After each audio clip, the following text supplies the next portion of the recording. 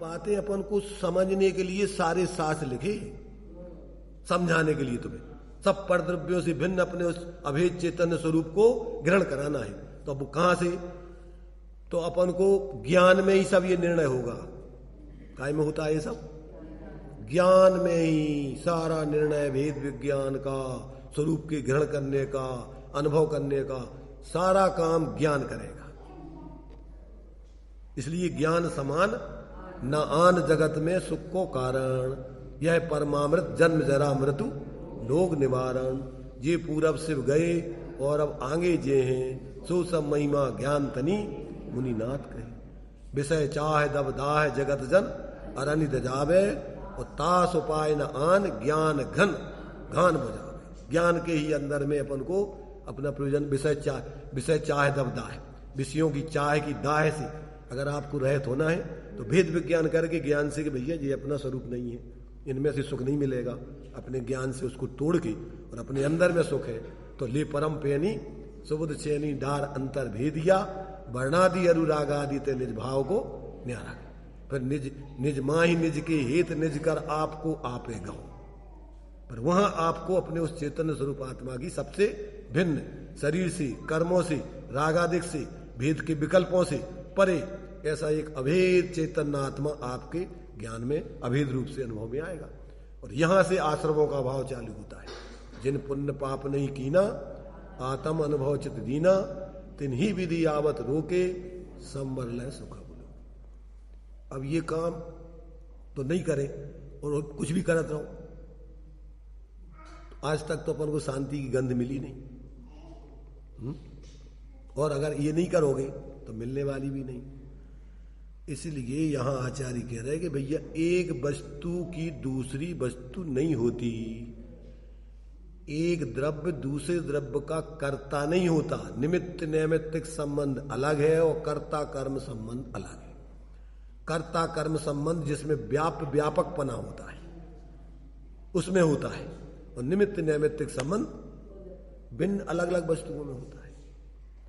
अब चूंकि क्या है, ये जीव को अनादिकाल से शरीर के साथ आत्मा लगी आई, कर्मों के साथ आ रही लगी आई, कर्मों का उदय चल रहा है, उसके उदय में जुड़ करके निरंतर मोह राग देश के भाव हो रहे हैं, शरीर आदि संयोग मिले हुए हैं। अब जीव उसमें भेद विज्ञान नहीं करता।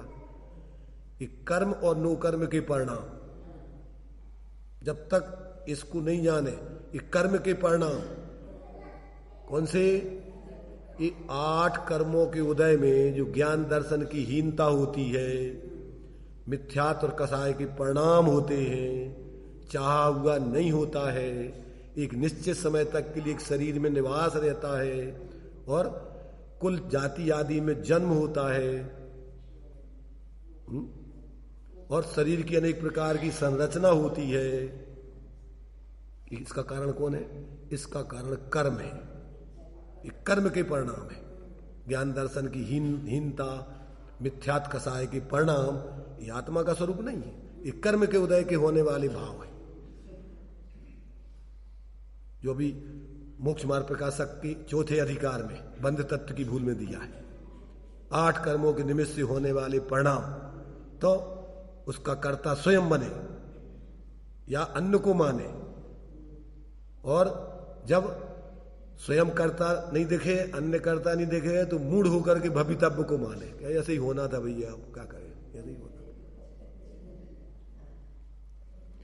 उसका कर्ता कर्म नहीं दिखता, उसके कर्म अमूर्तिक सूक्ष्म, अमूर्तिक नहीं सूक्ष्म है, इसलिए सामान्य छद्मस जीवों को कर्म दिखते नहीं, उनका कार्य दिखाई देता नहीं। इसलिए या तो खुद कर्ता बन जाता है या अन्य किसी को मान लेता है, भगवान आदि को या किसी को, उनने ऐसा कर दिया, उनने ऐसा कर दिया। ये सब ये बंध तत्व का कार्य है। जो पहले तुमने कर्म बंद किया था उसके उदय में ये परिस्थिति बनी है।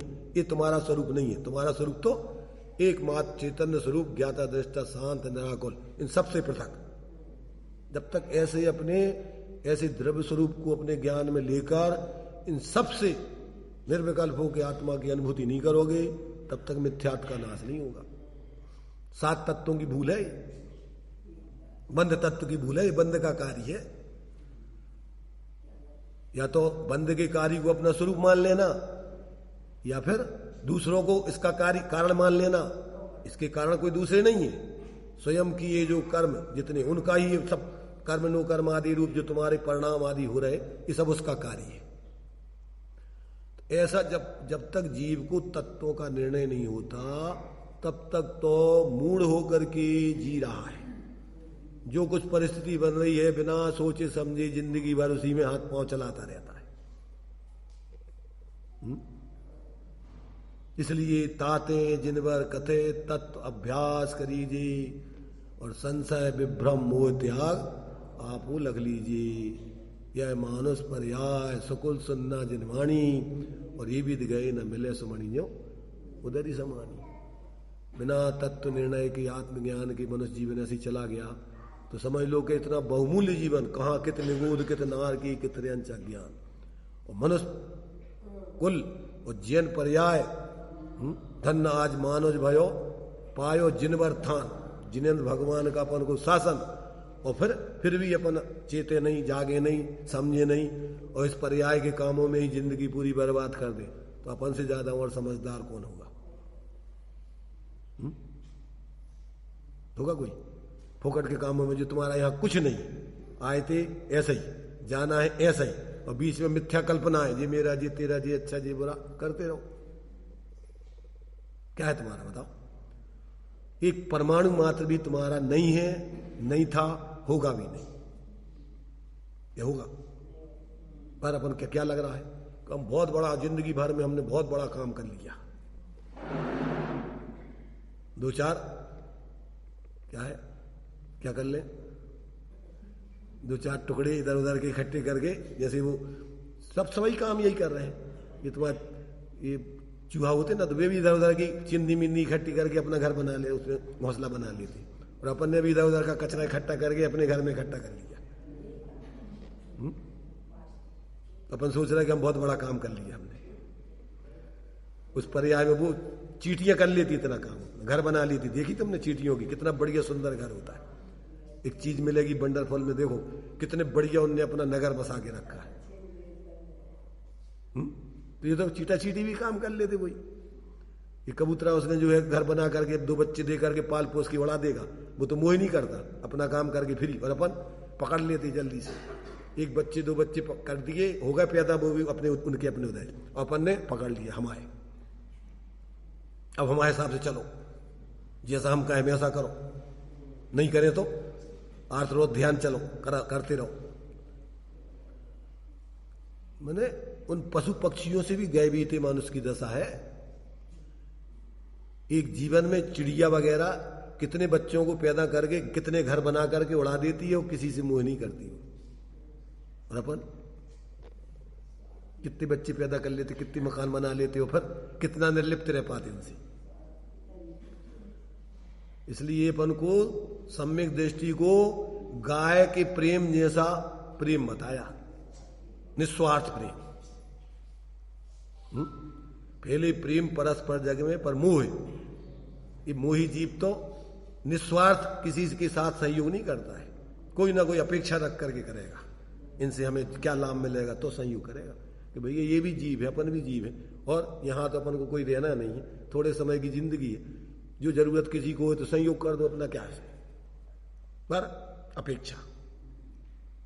गाय बच्चों को पालती पोसती है, तो किस अपेक्षा से पालती पोसती है? इसलिए गाय का दृष्टांत दिया वात्सल्य में, धर्मी सो गौबच्छ प्रीतसम। जैसे गाय अपने बछड़े से निस्वार्थ प्रेम करती है, कोई अपेक्षा नहीं, ऐसा सम्यक दृष्टि को जीव मात्र से प्रेम होता है। कोई अपेक्षा नहीं है कि हमें इनसे क्या मिलेगा। जीव है, सहजता में उनको जब तक वो पूर्ण वीतराग नहीं होगा तो निस्वार्थ प्रेम और निष्काम भक्ति।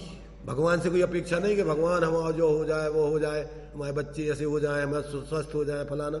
ये तो तुम्हारा व्यापार हो गया कि हम तुम्हारी पूजा कर रहे हैं तो तुम हमारे लाने कछु करो। ये क्या है? अरे ये तो तुम्हारा मोह भाव है, अज्ञान भाव है, और भी तुम आओ करते हैं, उनके पास है कछु नहीं। और भी तो भगवान तो चले गए मोक्ष भीतराग, अपन ने तो मूर्ति रखी, अब वो तो जानते नहीं है तुम का कह रहे और का तुम चाह रहे, वो तो अचेतन है।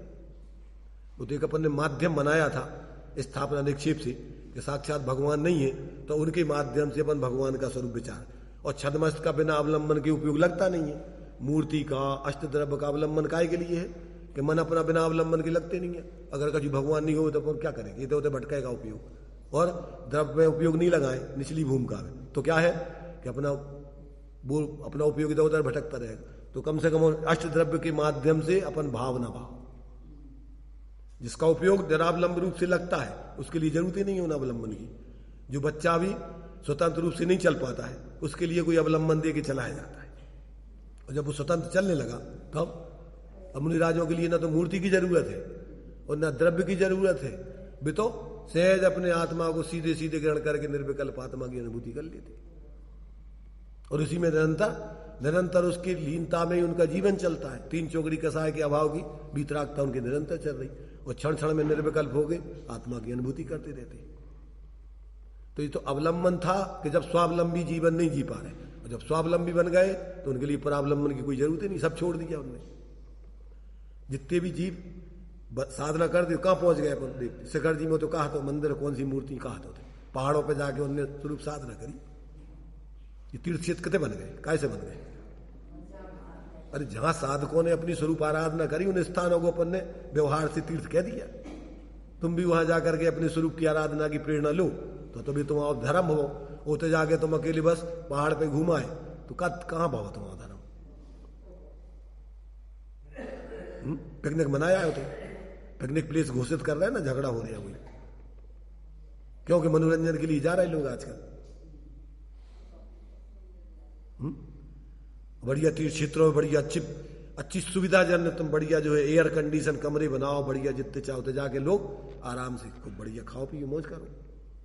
महावीर जी वगैरह है तो लोग बड़े बड़े सिटियों में काय के लाने आते थे, पिकनिक मना भी आते अपन हमें दूसरों को मना कर रहे हैं और अपन क्या करते हैं वहां। सोचो भाई, धर्म नहीं समझेंगे तो अपन भ्रम में सांप्रदायिक बुद्धि से कसाय कर करके अपने परिणाम बिगाड़ेंगे, दूसरों के परिणामों में बिगाड़ने में निमित्त बनेंगे। ना तो अपना कल्याण करेंगे ना दूसरों का कल्याण करने में निमित्त बनेंगे।